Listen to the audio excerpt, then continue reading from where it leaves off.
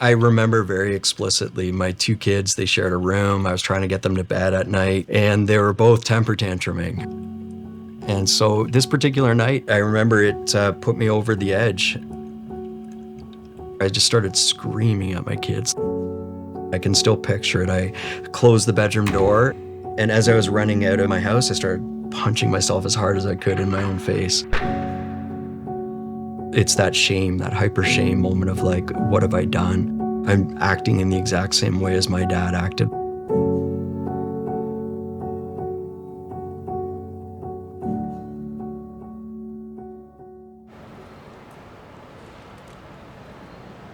What we have seen in the field of violence against women, we've seen rates of violence increase. We really saw that post-pandemic, and a lot of the pressure has been on women to make change. They, of course, need support to heal, but they shouldn't bear the responsibility for the problem. The responsibility actually really lies in men, so men need to be part of the solution.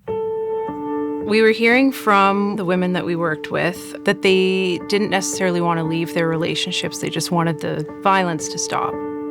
And so that really made us think about the issue as a whole issue and how we were only working with part of it.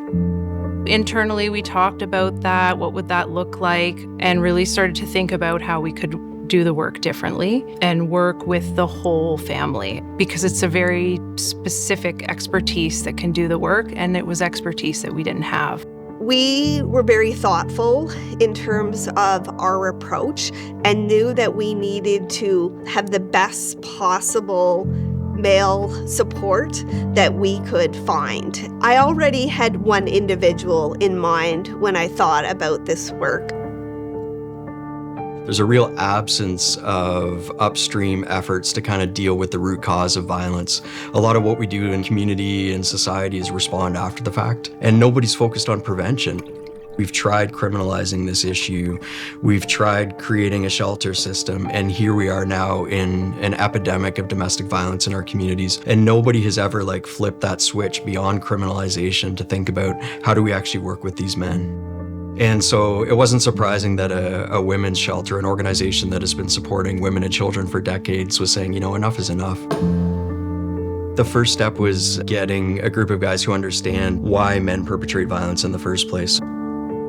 Everything I've done as a social worker has been dealing in the world of domestic violence and intimate partner violence. We get into these things because there's something inside us that triggers off. There's something inside of us that relates. There's something inside us that has witnessed it, experienced it, been part of it. And when this opportunity came up, that kind of attracted me. For me, I really want to get involved because you want to be meeting men when they're highly engaged and feel like there's someone who's wanting to kind of like listen to what they might have to say, no judgment, no shame. The really big impetus for me to kind of like start thinking about masculinity is different was like losing my 13-year-old brother to suicide. Like that was a moment where I don't know if I fully understood what not being able to ask for help could lead to. What we've done is we've created a space where men can actually ask for help now. Previous to engaging men, it was kind of like call a counseling place, here's a number kind of thing. So this was a huge, huge development. This is a voluntary program, and that's a huge asset because what I'm finding is that men want to show up, but don't feel like there are people who are wanting to show up for them. I think the way we do things is a little different. Removing the shame and removing the guilt is so hard to do because that's the only time you ever make any sort of progress is to remove that shame. When they start from the first session with engaging men, like their ears are open, they're wanting to listen. And our job is to maybe just say, hey, tell me about what's going on with you. And from there, we'll try to unpack things. I'm not actually a therapist. And so you would think, well, don't you need therapists doing this kind of work? And I've often said, no, I'm an accountability worker. Like my focus is more on, is the guy actually dialing back the violence in the relationships? Is the home actually a safe place after meeting with us and all that? So we want to make sure that we're getting at those things properly. The other thing that's really significant and important about this project is that we're accountable to women's crisis services. We're accountable to survivors. We're accountable to the women and children that live in that shelter. factors in almost 100 men. Does that figure surprise you? Oh, absolutely. Yes.